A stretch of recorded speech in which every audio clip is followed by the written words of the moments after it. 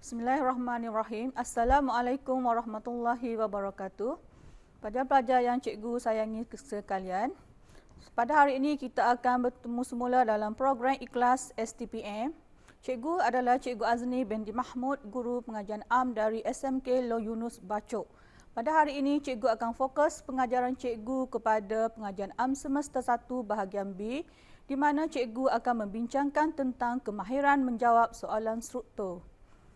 Seterusnya, objektif cikgu pada hari ini ialah cikgu mengharapkan agar para pelajar dapat mengetahui bentuk-bentuk soalan struktur dan seterusnya pelajar dapat memahami soalan dan skema jawapan bagi soalan yang dikemukakan. Okay, sebelum kita meneruskan dengan lebih lanjut, cikgu akan membincangkan tentang bentuk-bentuk soalan struktur yang akan disoal dalam soalan STPM semester 1, di mana soalan berbentuk struktur mengandungi 4 soalan dan markah yang diperuntukkan adalah 15 markah. Calon atau pelajar wajib menjawab semua soalan struktur dalam soalan yang dikemukakan. Okay, soalan yang pertama berbentuk soalan kemahiran berfikir aras rendah atau nama ringkasnya adalah KEBAR. Bagi soalan kemahiran berfikir aras rendah, calon hanya perlu menyatakan idea sahaja, di mana idea yang betul akan mendapat 1 markah.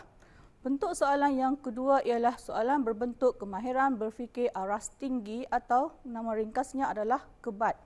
Bagi soalan kemahiran berfikir aras tinggi, calon perlu memberikan idea, di mana idea yang betul akan diperuntukkan 1 markah dan seterusnya calon seharusnya menyatakan huraian kepada idea yang dinyatakan. Bagi huraian yang betul, calon akan mendapat 1 lagi markah dan markah keseluruhan bagi soalan berbentuk KEBAT adalah 2 markah.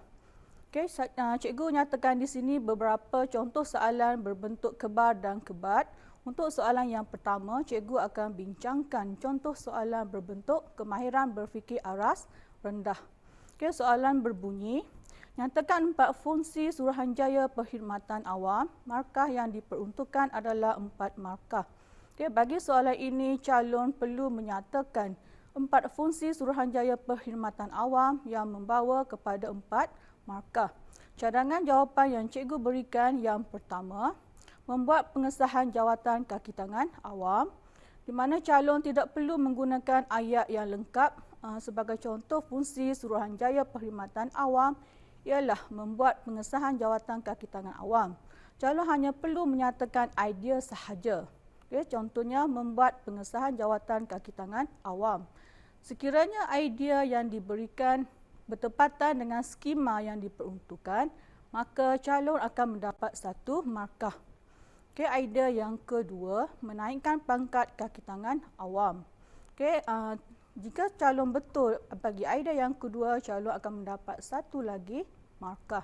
Idea yang ketiga ialah membuat pelantikan jawatan dalam perkhidmatan awam. Sekiranya calon menyatakan idea membuat pelantikan jawatan bagi kaki tangan awam juga adalah diterima kerana maksud bagi jawapan adalah sama. Okay, idea yang keempat ialah memberikan taraf berpencen kepada kaki tangan awam. Jadi, sekiranya calon betul keempat-empat idea, maka calon mendapat 4 markah penuh bagi soalan yang dinyatakan. Soalan yang seterusnya, okay, nyatakan 3 sebab Perlembagaan Persekutuan merupakan undang-undang tertinggi negara. Soalan ini memperuntukkan 3 markah, bermakna calon perlu mengemukakan 3 idea untuk soalan yang dikemukakan. Idea yang pertama ataupun jawapan yang pertama ialah undang-undang lain akan terbatal setakat yang bercanggah dengan perlembagaan. Okay, sekiranya calon menulis dengan lengkap Perlembagaan Persekutuan pun juga membawa maksud yang sama. Jika soalan yang dikemukakan dan calon menjawab seperti mana contoh jawapan yang pertama tadi, maka calon akan mendapat 1 markah. Jawapan yang kedua ialah rujukan kepada semua undang-undang.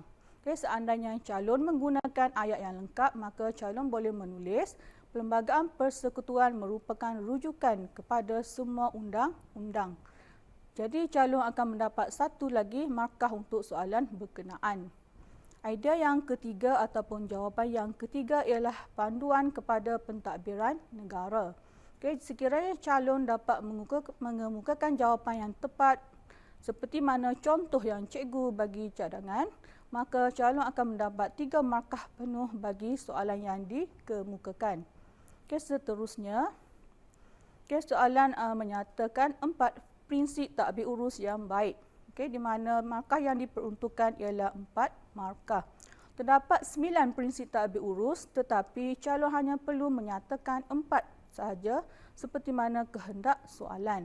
Calon tidak perlu menambah jawapan kerana pemeriksa akan menentukan 4 jawapan pertama sahaja yang dikemukakan oleh calon. Sekiranya ada jawapan yang kelima, walaupun jawapan tersebut adalah tepat, tetapi calon tidak akan diperuntukkan markah kerana calon tidak mengikut arahan soalan. Okey, kita bincangkan soalan ini. Okey, nyatakan 4 prinsip tadbir urus yang baik. Okey, jawapan yang pertama yang cikgu nyatakan adalah ketelusan.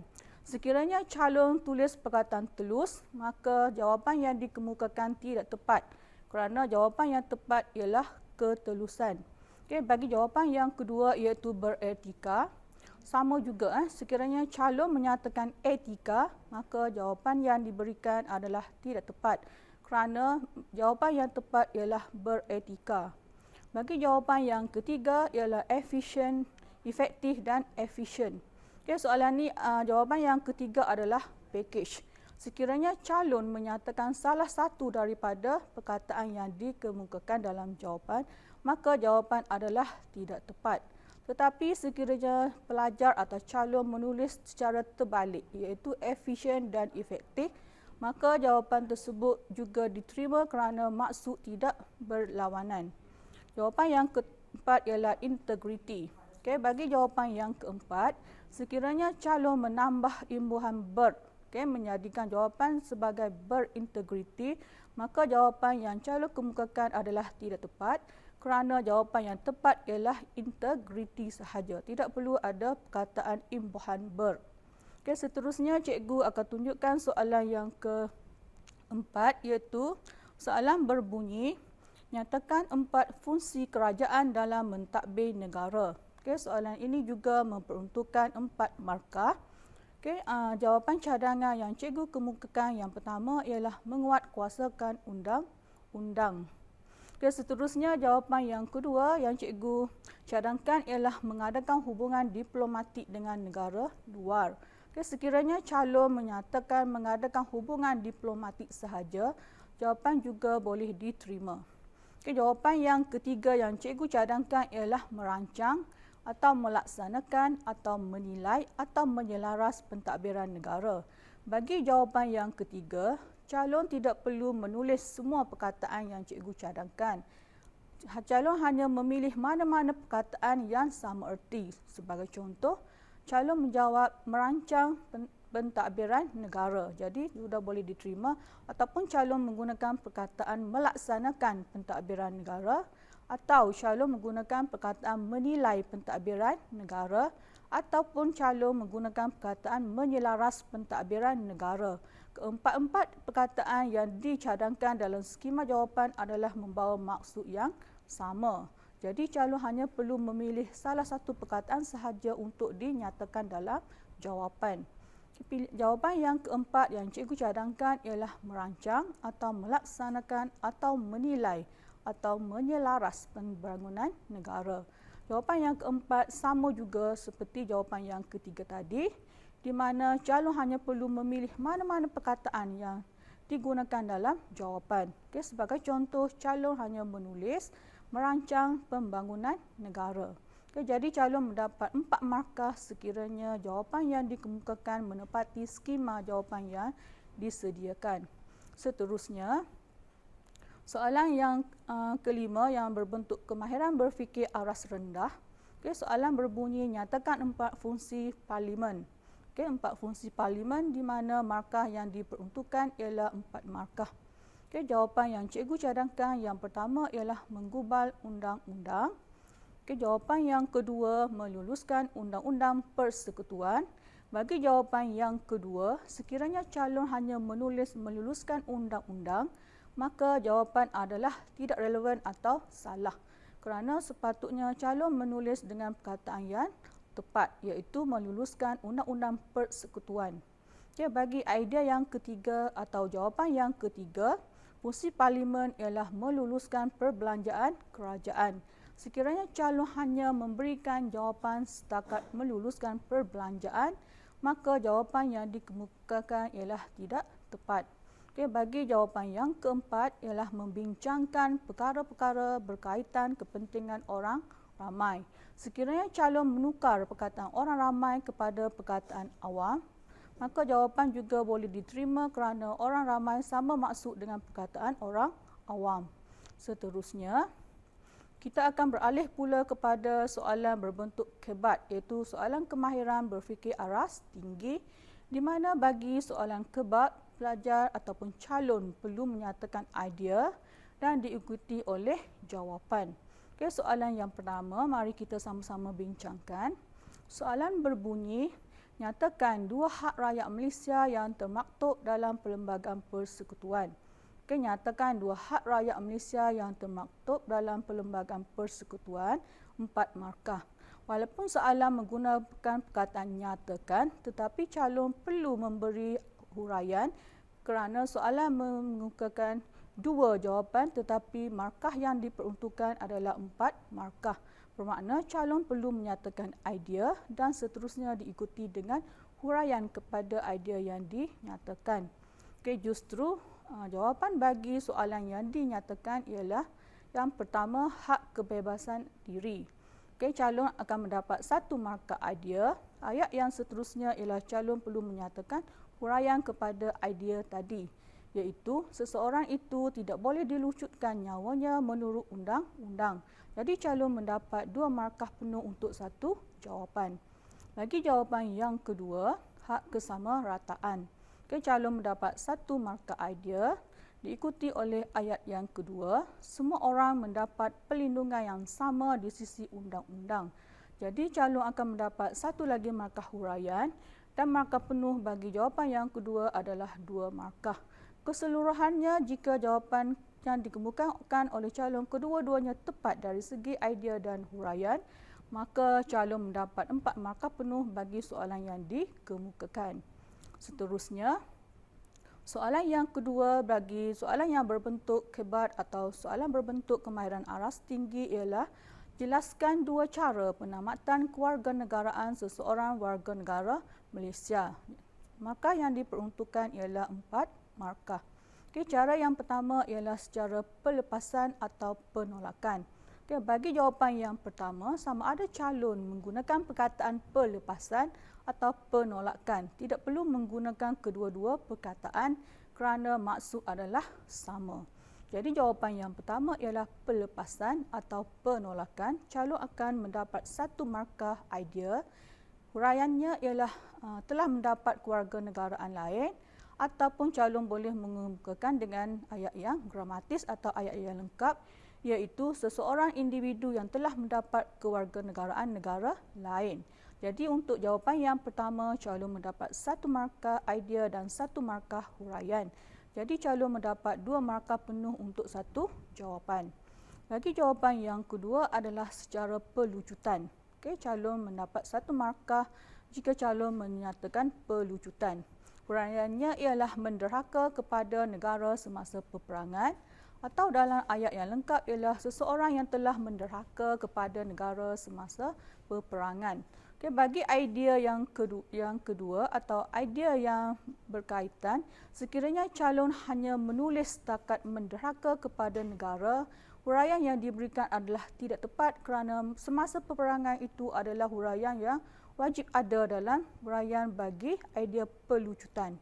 Okay, seterusnya, soalan kemahiran berfikir aras tinggi yang seterusnya yang cikgu akan bincangkan ialah jelaskan 2 langkah yang boleh diambil untuk meningkatkan daya saing negara. Okay, jelaskan 2 langkah. Okay, soalan menyatakan 2 langkah dan markah yang diperuntukkan ialah 4 markah. Ini bermakna calon mesti mengemukakan idea dan seterusnya ialah memberikan huraian kepada idea yang dinyatakan. Okay, idea yang pertama ialah meningkatkan kualiti pendidikan. Okay, huraiannya ialah meningkatkan kurikulum dan kualiti pengajaran, atau calon juga boleh menyatakan meningkatkan kualiti kurikulum dan kualiti pengajaran. Jadi calon mendapat 1 markah idea dan 1 markah huraian. Idea yang kedua atau jawapan yang kedua ialah meningkatkan penggunaan teknologi moden. Okay, sekiranya calon menyatakan meningkatkan penggunaan teknologi moden atau menggunakan perkataan yang seerti iaitu memperkasakan penggunaan teknologi moden atau memperluaskan penggunaan teknologi moden, maka calon mendapat 1 markah idea dan huraiannya ialah menggunakan teknologi terkini dalam proses pengeluaran atau menggunakan teknologi moden dalam proses pengeluaran atau mana-mana perkataan yang membawa erti yang sama, maka calon tetap mendapat 1 markah huraian. Okey, seterusnya. Okey, soalan yang seterusnya dari bentuk soalan kemahiran berfikir aras tinggi. Terangkan 2 kepentingan perlembagaan persekutuan kepada negara Malaysia. Soalan menyebutkan 2 jawapan, maksudnya calon perlu menyatakan 2 jawapan dan memberikan huraian kerana markah yang diperuntukkan ialah 4 markah. Okey, jawapan yang pertama ialah menjamin hak rakyat. Maksudnya calon akan mendapat 1 markah idea di mana huraiannya ialah perlembagaan menjamin hak asasi rakyat supaya dapat hidup aman. Jadi calon perlu menyatakan idea dan juga menyatakan huraian. Markah yang diperuntukkan ialah 2 markah bagi setiap jawapan. Bagi jawapan yang kedua, menjamin pentadbiran yang sistematik. Okey, calon mendapat 1 markah idea. Huraiannya ialah perlembagaan menjadi panduan kepada kerajaan dalam membentuk pentadbiran yang teratur. Jadi calon mendapat 1 lagi markah huraian di mana sekiranya calon berjaya menjawab kedua-dua jawapan seperti mana yang cikgu cadangkan, maka calon mendapat 4 markah penuh bagi soalan yang dinyatakan. Seterusnya, soalan yang seterusnya ialah terangkan 2 sebab Suruhanjaya Pilihan Raya atau SPR dikatakan sebagai agensi bebas.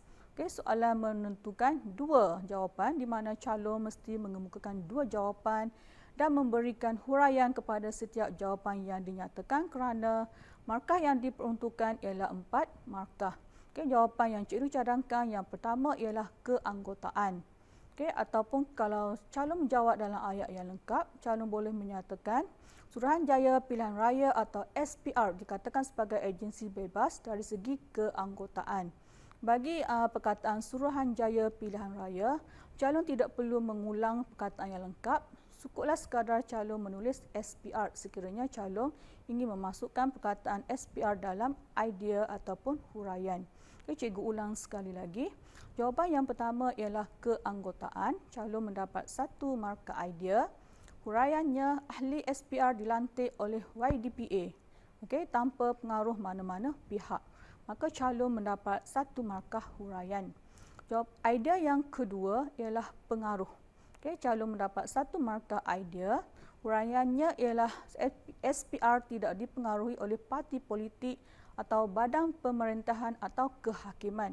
Sekiranya calon tidak menyatakan perkataan SPR dalam huraian juga tidak mengapa kerana huraian itu sudah merujuk kepada soalan yang dikemukakan iaitu SPR. Okay, bagi pilihan jawapan yang kedua, tidak dipengaruhi oleh parti politik atau badan pemerintahan atau kehakiman, calon tidak perlu menyatakan kesemua klausa jawapan yang dinyatakan. Cukuplah ataupun memadai jikanya calon hanya menyatakan huraian tidak dipengaruhi oleh parti politik. Okay, jadi calon sudah mendapat 1 markah huraian. Okay, seterusnya, kita ambil contoh soalan perbincangan yang berbentuk kebar atau soalan berbentuk kemahiran berfikir aras rendah. Okay, soalan yang cikgu kemukakan di sini ialah nyatakan 4 perkara dalam peruntukan perlembagaan persekutuan yang memelihara hak rakyat sebagai warga sivil. Okey, nyatakan 4 perkara dan markah yang diperuntukkan ialah 4 markah. Bermakna calon hanya menyatakan jawapan tanpa perlu mengemukakan huraian kerana soalan yang dinyatakan adalah soalan berbentuk kemahiran berfikir aras rendah di mana calon perlu menyatakan idea yang betul sahaja. Seterusnya kita akan melihat skema jawapan bagi soalan yang dikemukakan. Terdapat 5 hak yang termaktub dalam Perlembagaan Persekutuan, iaitu hak yang pertama ialah hak kebebasan diri, yang kedua hak kesamarataan, yang ketiga hak keabdian dan kerja paksa, yang keempat hak mendapat perlindungan daripada undang-undang jenayah yang berkuat kuasa kebelakangan dan perbicaraan berulang. Bagi idea yang keempat, calon perlu menyatakan klausa ayat secara tepat. Sekiranya calon tertinggal mana-mana satu perkataan, maka idea yang calon kemukakan dianggap tidak tepat atau tidak betul dan tidak diterima. Okey, cikgu ulang sekali lagi. Idea yang keempat perlu lengkap dari segi klausa ayat yang dinyatakan seperti mana yang diperuntukkan dalam Perlembagaan Persekutuan, iaitu hak mendapat perlindungan daripada undang-undang jenayah yang berkuat kuasa kebelakangan dan perbicaraan berulang. Hak yang kelima ialah hak kebebasan bergerak dan larangan buang negeri. Jawapan yang kelima sama juga, sekiranya calon hanya menulis hak kebebasan bergerak, calon tidak akan mendapat markah kerana jawapan perlulah lengkap seperti mana dalam peruntukan perlembagaan. Jawapan yang keenam ataupun hak yang keenam yang terkandung dalam Perlembagaan Persekutuan ialah hak kebebasan bercakap atau bersuara, berhimpun dan menubuhkan persatuan. Idea yang keenam sama juga di mana calon perlu menulis idea dengan lengkap tanpa meninggal mana-mana satu perkataan atau menambah mana-mana perkataan kerana jawapan perlu bertepatan dengan peruntukan dalam Perlembagaan Persekutuan. Okey, hak kebebasan bercakap atau bersuara, berhimpun dan menubuhkan persatuan. Hak yang ketujuh ialah hak kebebasan beragama. Hak ke-8, hak terhadap pelajaran, dan hak yang ke-9 yang termaktub dalam Perlembagaan Persekutuan ialah hak terhadap harta. Okay, seterusnya kita akan bincangkan contoh jawapan yang calon berikan sama ada jawapan yang diberikan adalah tepat ataupun tidak. Okay, contoh jawapan yang tepat. Cikgu ulang sekali lagi soalan. Okay, nyatakan 4 perkara dalam peruntukan Perlembagaan Persekutuan yang memelihara hak rakyat sebagai warga sivil. 4 perkara yang membawa kepada 4 markah. Hak yang pertama ialah hak kebebasan diri. Maksudnya calon mendapat 1 markah kerana jawapan yang dinyatakan sama dengan skema yang cikgu utarakan sebentar tadi. Hak yang kedua ialah hak kesamarataan. Hak yang ketiga, hak kebebasan bercakap atau bersuara, berhimpun dan menubuhkan persatuan. Jawapan yang ketiga lengkap seperti mana yang diperuntukkan dalam perlembagaan, maka calon mendapat 1 markah. Hak yang keempat ialah hak kebebasan beragama. Maka untuk jawapan yang keempat, 4 jawapan ini adalah jawapan yang tepat di mana calon mendapat 4 markah. Seterusnya, contoh jawapan yang diterima. Maksudnya jawapan ini tidak tepat seperti mana dalam peruntukan perlembagaan ataupun tidak tepat seperti mana dalam skema tetapi membawa maksud yang sama. Nyatakan 4 perkara dalam Perlembagaan Persekutuan yang memelihara hak rakyat sebagai warga sivil, 4 markah. Jawapan yang pertama, kebebasan diri. Di dalam skema pemarkahan atau dalam peruntukan perlembagaan, klausa yang lengkap ialah hak kebebasan diri. Walau bagaimanapun, jawapan ini diterima kerana kebebasan diri membawa maksud yang sama, walaupun calon tidak mengulang perkataan hak. Jawapan yang kedua, hak sama rata. Peruntukan dalam perlembagaan ialah hak kesamarataan.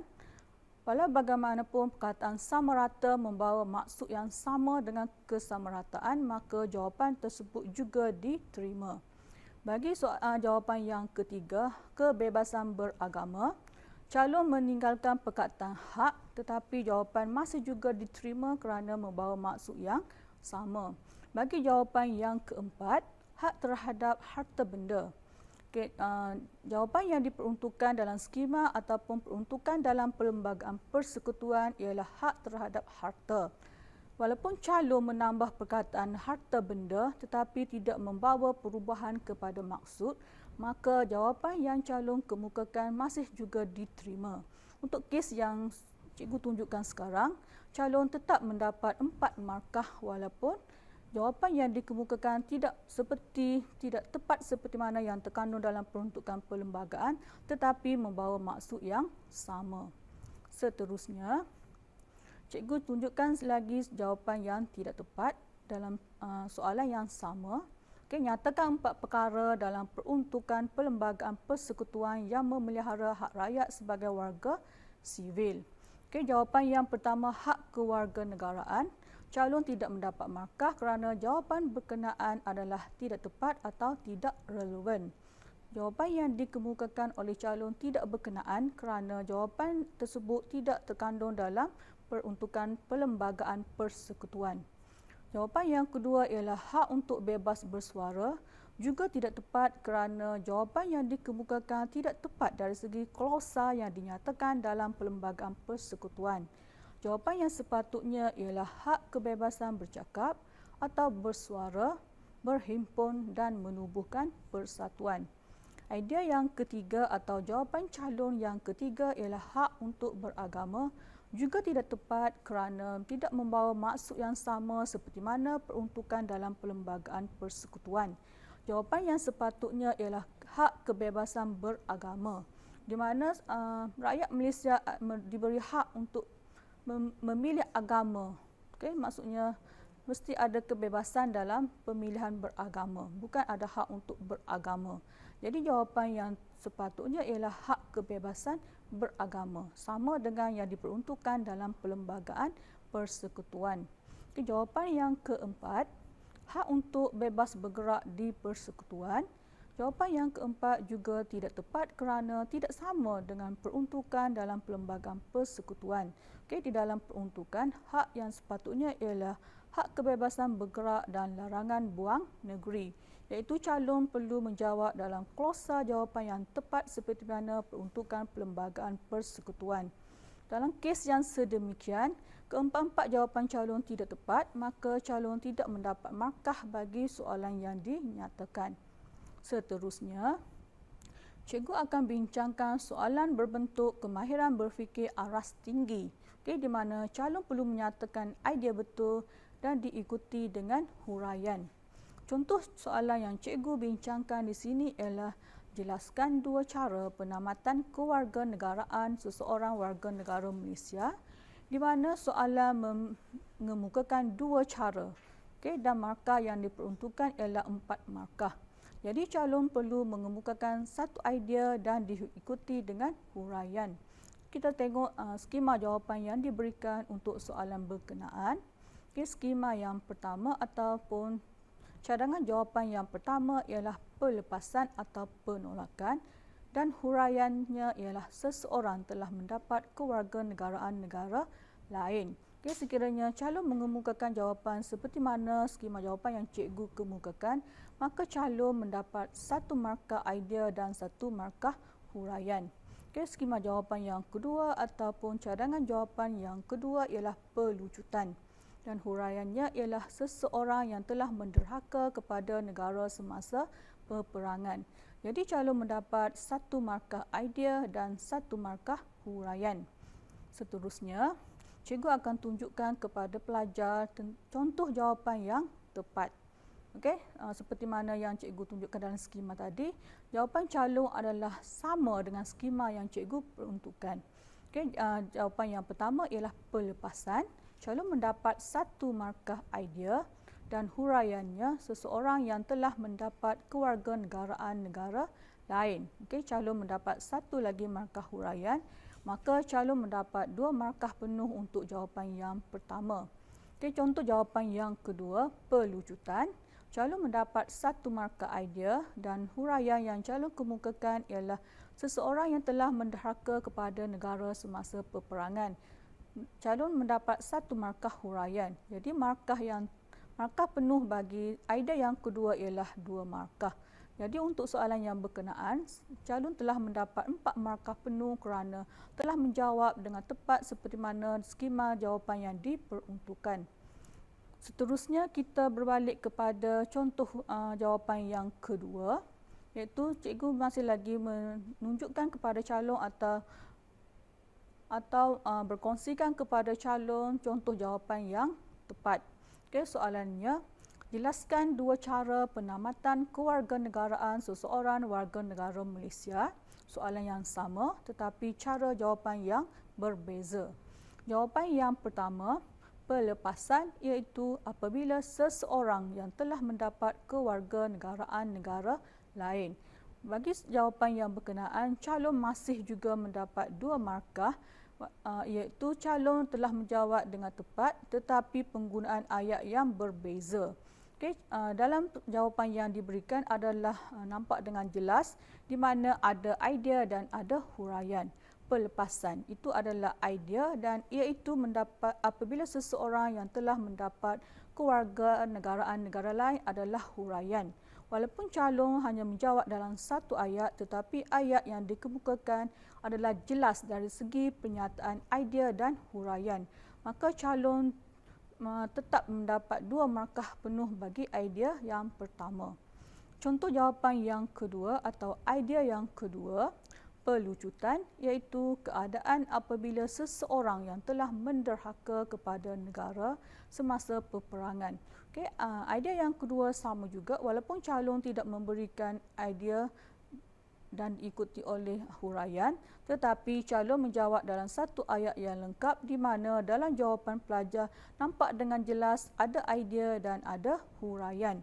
Maka calon mendapat 1 markah bagi idea iaitu pelucutan dan calon mendapat 1 markah bagi huraian iaitu keadaan apabila seseorang yang telah menderhaka kepada negara semasa peperangan. Jadi jawapan berkenaan sama juga dikategorikan sebagai jawapan yang tepat di mana ada idea dan ada huraian.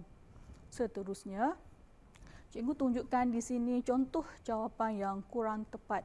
Okay, di mana kita tengok soalan yang sama tetapi cara jawapan calon adalah berbeza daripada calon atau pelajar yang pertama dan pelajar yang kedua tadi. Okay, ini contoh jawapan yang ketiga. Jelaskan 2 cara penamatan kewarganegaraan seseorang warga negara Malaysia. Calon soalan memberikan 2 bilangan jawapan dan markah yang diperuntukkan adalah 4, tetapi pelajar telah memberikan jawapan idea sahaja tanpa mengemukakan huraian.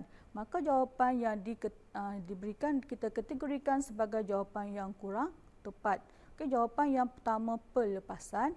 Calon mendapat 1 markah idea tetapi tidak mendapat markah huraian. Sama juga bagi jawapan yang kedua iaitu pelucutan. Calon mendapat 1 markah idea tetapi calon tidak mendapat markah huraian. Okay, seterusnya, contoh jawapan yang tidak tepat. Okay, jelaskan 2 cara penamatan kewarganegaraan seseorang warga negara Malaysia, 4 markah. Okay, jawapan yang dikemukakan oleh calon yang pertama, seseorang yang telah mendapat kewarganegaraan negara lain.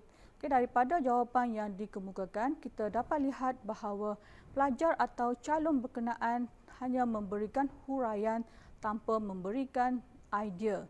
Bagi jawapan yang berkenaan, calon tidak mendapat apa-apa markah kerana soalan berkenaan di bawah kategori soalan kemahiran berfikir aras tinggi. Di mana jawapan calon sepatutnya ada idea dan diikuti dengan huraian. Pelajar berkenaan terus memberikan huraian tanpa memberikan idea. Maka jawapan yang diberikan adalah tidak tepat atau tidak relevan di mana calon hanya mendapat 0 markah. Jawapan yang kedua sama juga. Okay, seseorang yang telah menderhaka kepada negara semasa peperangan. Calon hanya menyatakan huraian tanpa menyatakan idea, maka jawapan yang dikemukakan adalah tidak tepat. Calon tidak mendapat apa-apa markah.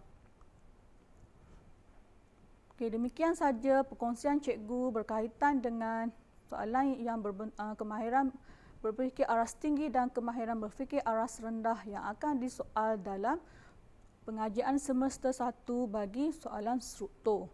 Cikgu harap pelajar telah memahami jawapan-jawapan dan juga contoh soalan yang telah cikgu bincangkan tadi, dan cikgu harap pelajar-pelajar dapat menjawab soalan struktur dengan baik agar mendapat markah yang cemerlang dalam peperiksaan. Sekian sahaja slot cikgu untuk bahagian B semester 1. Cikgu, semoga kita dapat berjumpa lagi dalam slot yang akan datang. Sekian, wabillahi taufiq wa hidayah. Wassalamualaikum warahmatullahi wabarakatuh.